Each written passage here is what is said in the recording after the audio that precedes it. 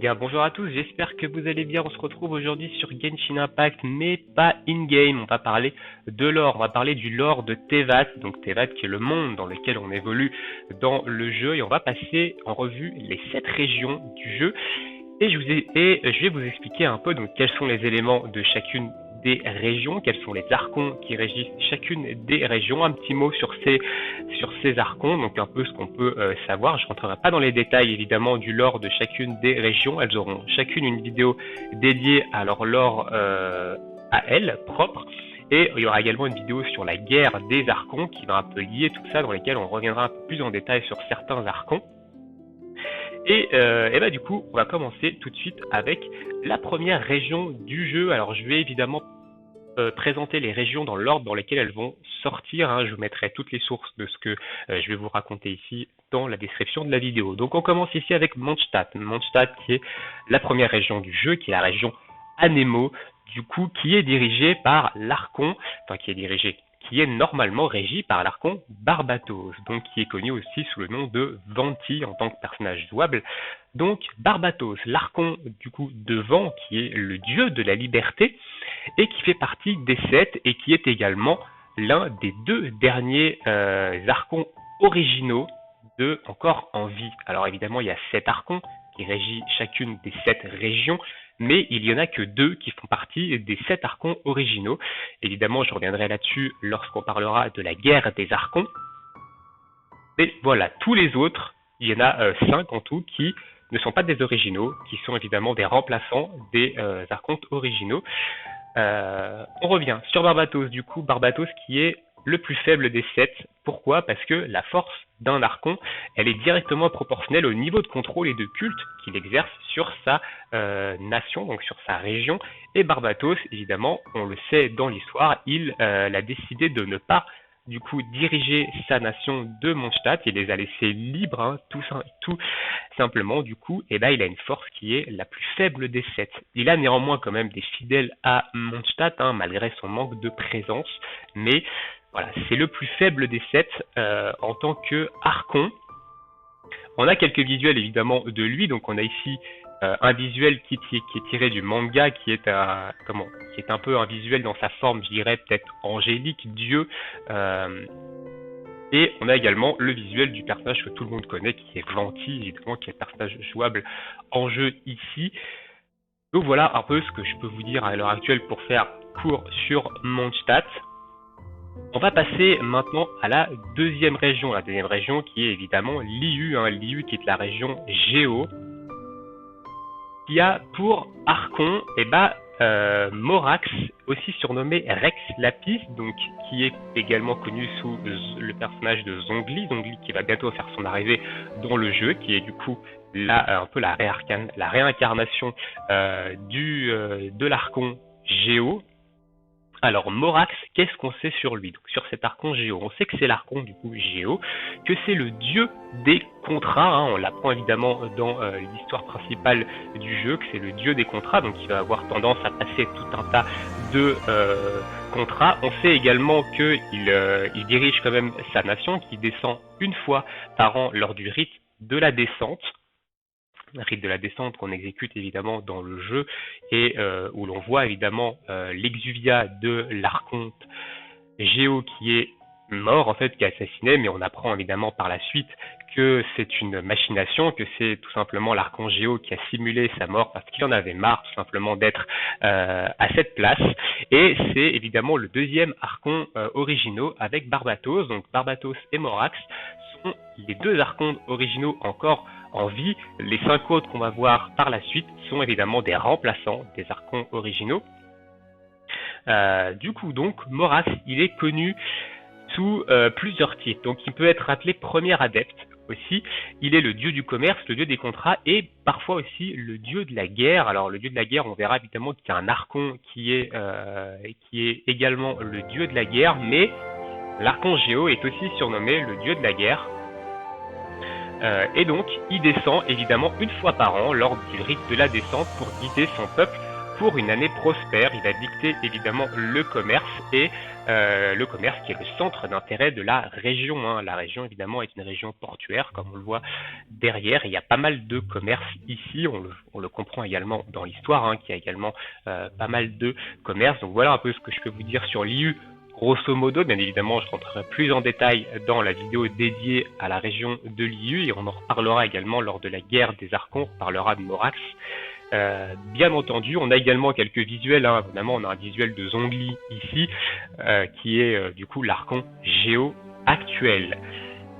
On va s'arrêter ici pour Liyue, on va passer maintenant aux régions qu'on ne connaît que très peu et on va partir sur Inazuma. Alors là, évidemment, Inazuma, on n'a pas de visuel dessus, mais on sait que c'est une région inspirée du Japon féodal. C'est pour ça que derrière, je vous ai mis évidemment une image d'une architecture en fait du Japon féodal. Donc on pourrait imaginer que la région, on sait que c'est une région du coup qui aura cette architecture-là. Donc on peut imaginer qu'on aurait une région qui ressemble un peu à ça. Donc Inazuma qui est la région électro, évidemment. Il y a pour du coup Archonte Baal, du coup qui est surnommé le Shogun Raiden, qui est une femme.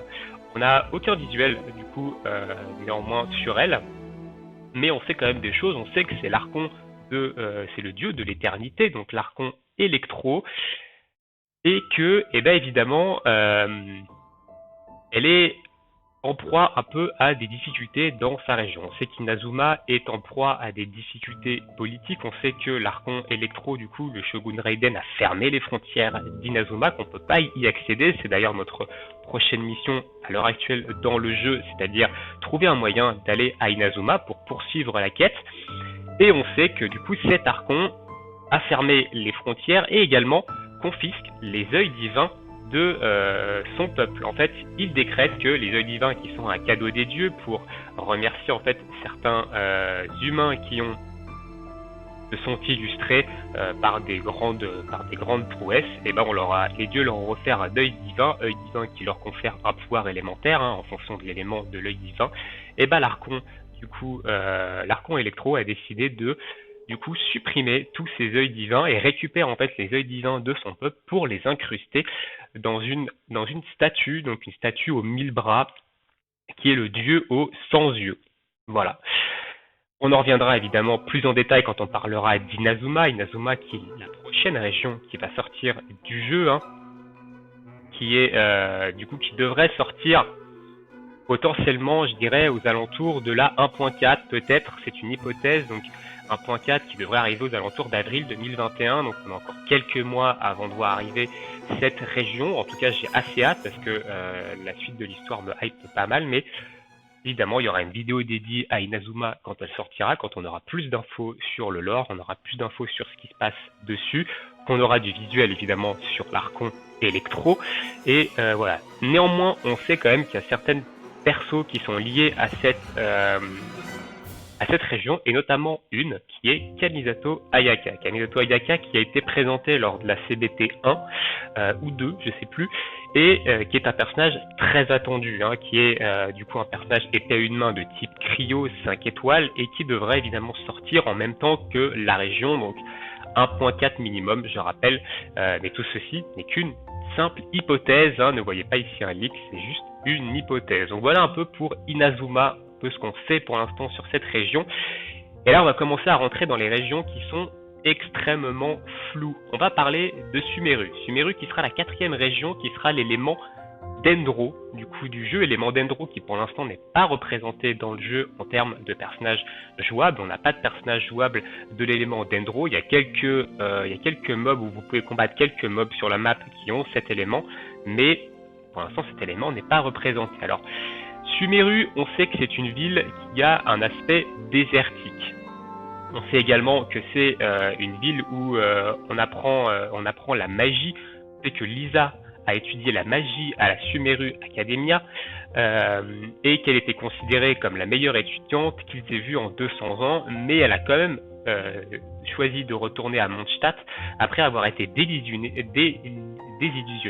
par les savants fous et le coup de l'érudition complexe dont elle fut témoin à Sumeru. Donc Sumeru, on ne connaît pas le nom de son archonte, néanmoins on sait que c'est l'archonte Dendro évidemment, et que c'est le dieu de la sagesse. Alors au niveau architecture, vu qu'on sait que c'est une région un petit peu désertique, moi je voyais bien un mixte entre une architecture comme celle-ci, un peu une architecture des mille et une nuits, et une architecture un petit peu égyptienne. Alors pourquoi égyptienne? Parce que tout simplement, on a eu enfin, on a eu une annonce officielle, attention, d'un personnage qui est lié à cette région, qui est le personnage de Sino. Sino, vous voyez qu'il a un style un petit peu égyptien, hein, avec le casque ici, avec un peu la tête de chien, et Sino, donc il a un peu un style égyptien, donc c'est pour ça que moi, je pense que Sumeru, elle aura une espèce d'architecture un peu à moitié entre une cité magique des mille et une nuits, comme on peut voir ici, et à moitié peut-être une architecture de type égyptien, tout ça dans évidemment un environnement désertique.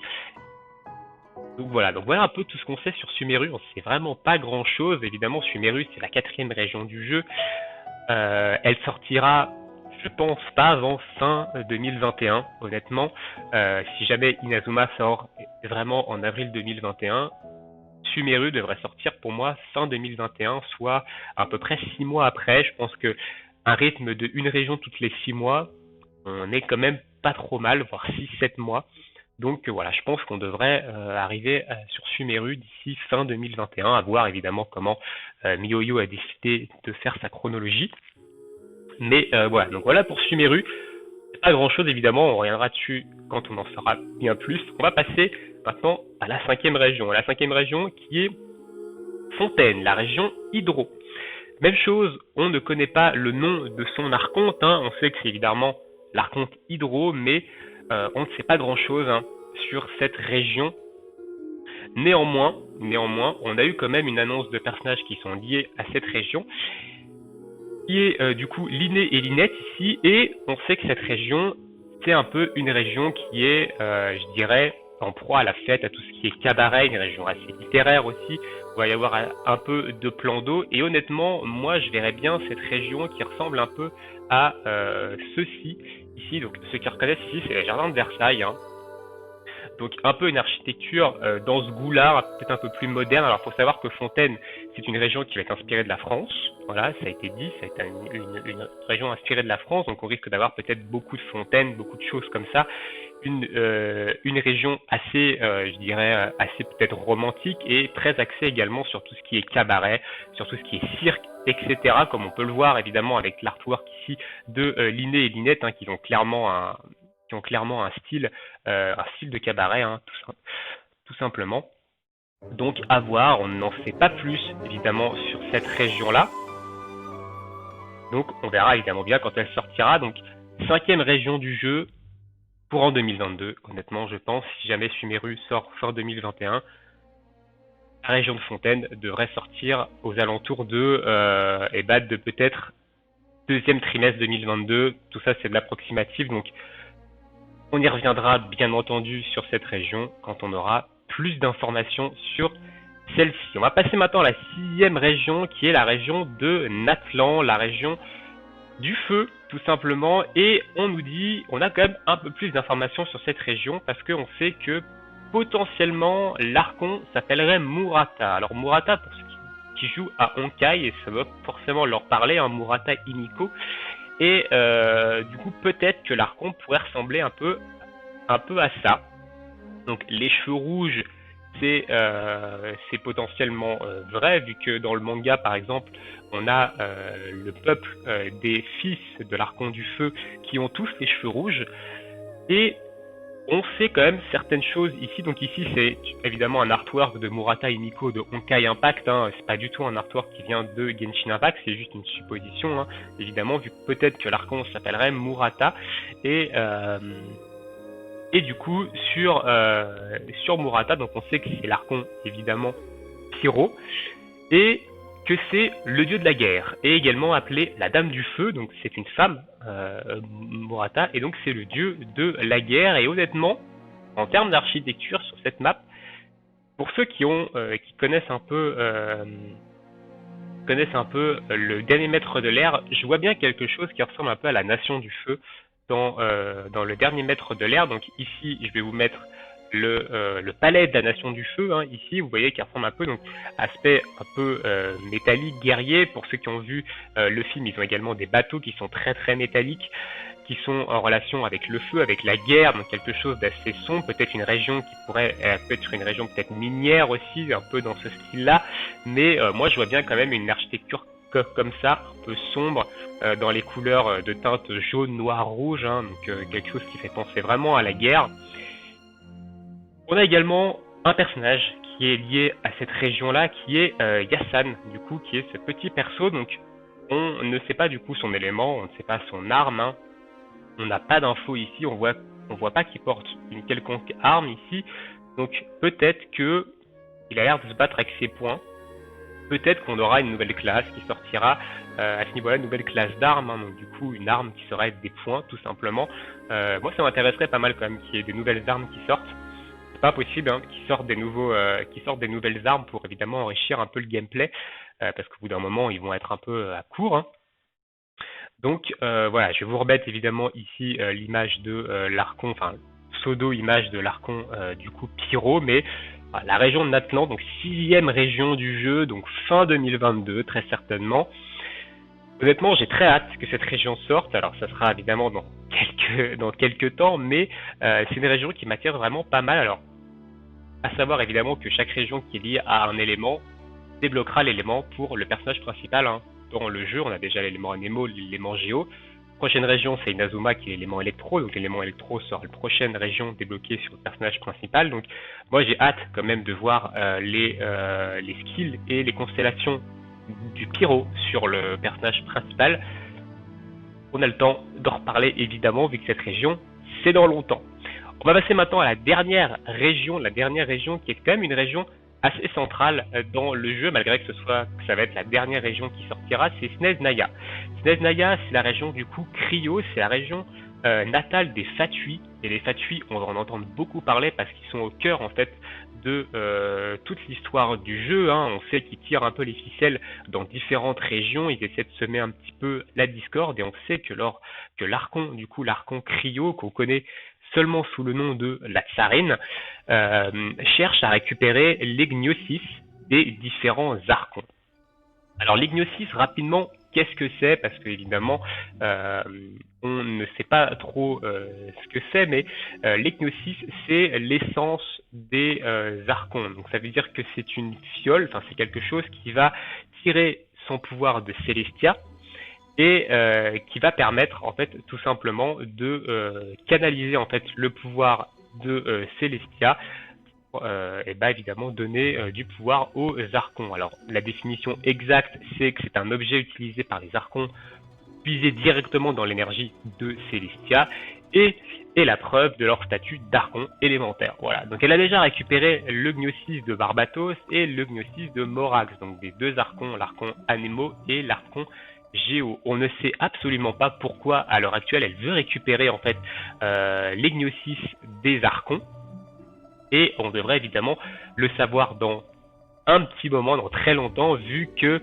Snez Naya étant la dernière région à sortir, et ça sera sûrement fin 2023, donc d'ici au moins 2 ans et demi, je pense, facilement.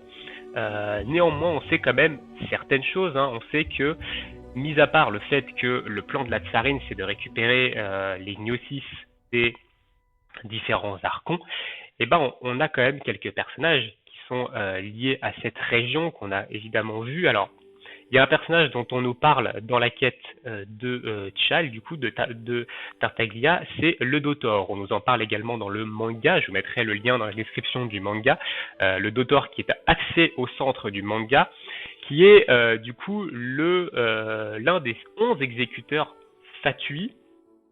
Donc ces exécuteurs, ils sont 11, il y a une espèce de hiérarchie en fait tout simplement dans ces exécuteurs, et on sait évidemment que le Dotor, je crois que c'est le 3e exécuteur des Fatui.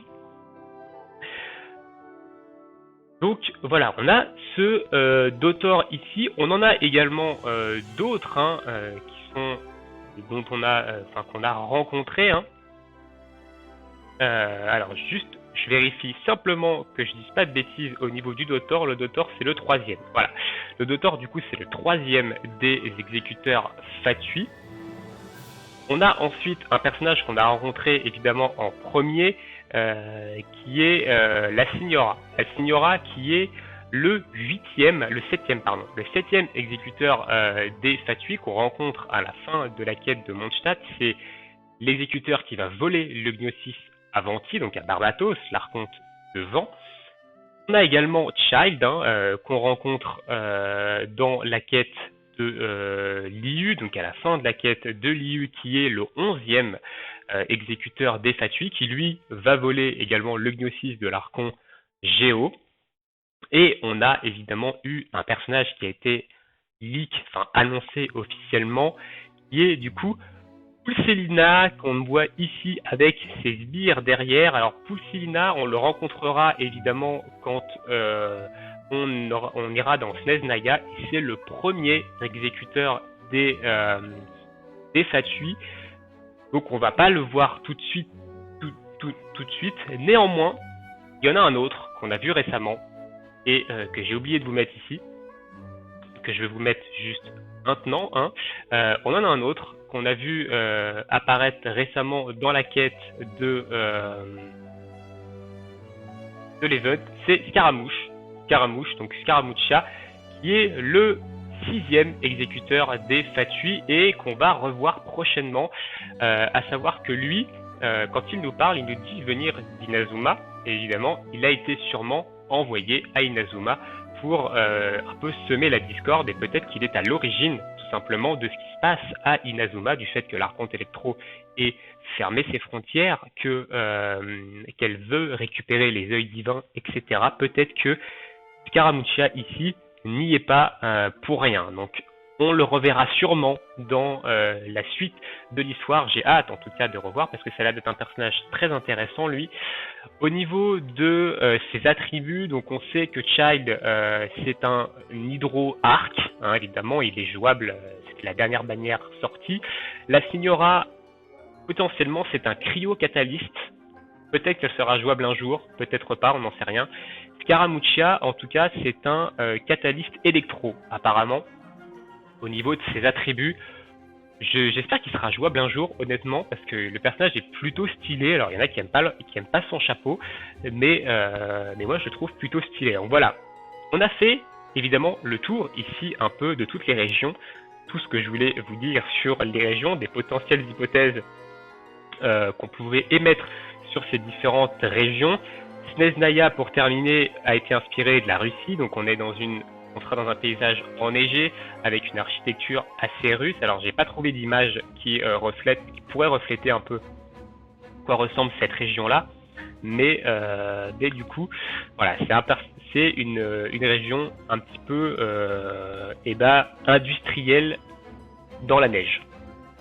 Pour donner un petit exemple. De toute façon, on en reparlera quand les régions sortira. On verra si mes théories sont exactes ou pas en fonction de l'architecture des différentes régions. Mais du coup voilà, donc on va s'arrêter là pour cette petite intro au lore. Les prochaines vidéos seront évidemment une vidéo consacrée à Mondstadt, au lore de Mondstadt et à l'archonte Barbatos, et une sur Liu, donc le lore de Liu et l'archonte Morax, donc l'archonte Géo, et on parlera également de la guerre des archons, qui a créé le monde de Teyvat que l'on connaît à l'heure actuelle avec les 7 régions. Sur ce, écoutez, n'hésitez pas à me dire dans l'espace commentaire, si vous vous intéressez au lore, si jamais j'ai oublié des choses, également, s'il y a des choses qui auraient été intéressantes de dire ici, sans rentrer dans les détails. Et je vous souhaite tous une très bonne journée, une très bonne soirée, bon jeu, et on se retrouve bientôt pour de prochaines vidéos. Ciao, ciao tout le monde!